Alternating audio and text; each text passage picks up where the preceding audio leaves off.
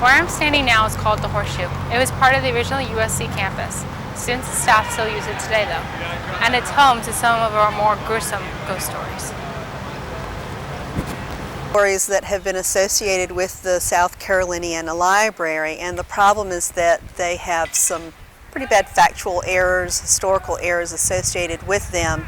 A number of campus ghost stories were started by a former employee of the university who gave an interview with the Gamecock student newspaper and essentially just made up a lot of things, including ghosts in the library, ghosts of Wade Hampton and President McKissick and that kind of thing, seen reading the newspapers and protecting the campus or whatever. Another ghost story got started at one point that a tragic love affair happened with one of President Maxey's daughters. He was the first president of South Carolina College, and you could hear haunted piano music in the round room of the library.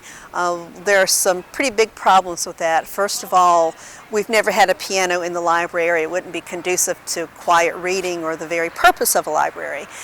Second of all, the only round room we have is a round staircase, not something you could fit a piano into. None of the staff have ever heard any piano music or anything like that. And finally, the most glaring error is that this building did not exist when Maxey was president. Maxey was president until his death in 1820, and this building was not constructed until 20 years later. These stories are real. Then how do they keep spreading? And how can they be so detailed? To find out, I went to the McKissick Museum to speak with a folklore expert. About folklore, which can be made up of folk narrative, which is stuff that's passed down face to face. I'm sure you've heard urban legends, you've heard folk tales throughout your life, and they remain relevant by the content or the details might change. People have been telling stories for thousands of years, and the way those stories stay relevant is that the specific content of that story might change a little bit. It'll stay formulaic, but the content will change. That content it always reflects the cultural concerns of the day. So that's how they stay relevant. That's why people keep telling them. I think that's a universal aspect of the human condition. So people, even if it's fabricated, and I can't comment on the legitimacy of something like ghost hunters, but we are fascinated with the possibility of something existing outside of ourselves. So that's probably the reputation of being the most haunted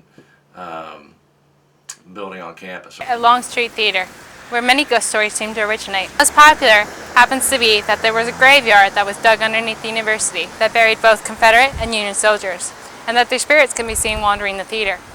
Other stories report that in the back of the green room there's a poltergeist who haunts mostly female students. Of course, none of these stories has ever been proven. Man comes from the fact that deep beneath the university campus there are tunnels and pipes that lead to all the buildings for heating.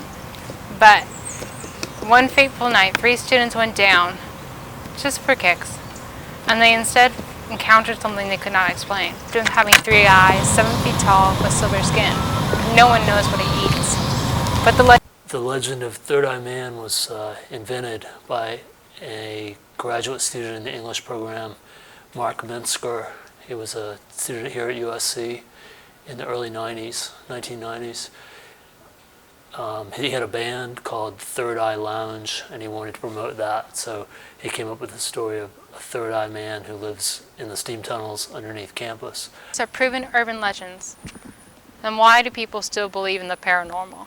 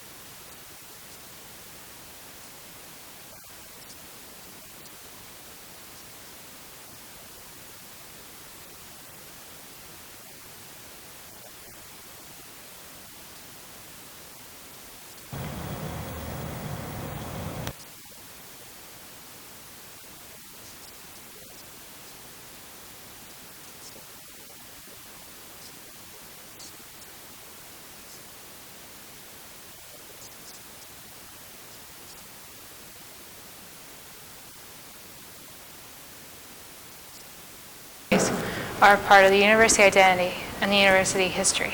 The only way they'll find rest is when people stop telling them.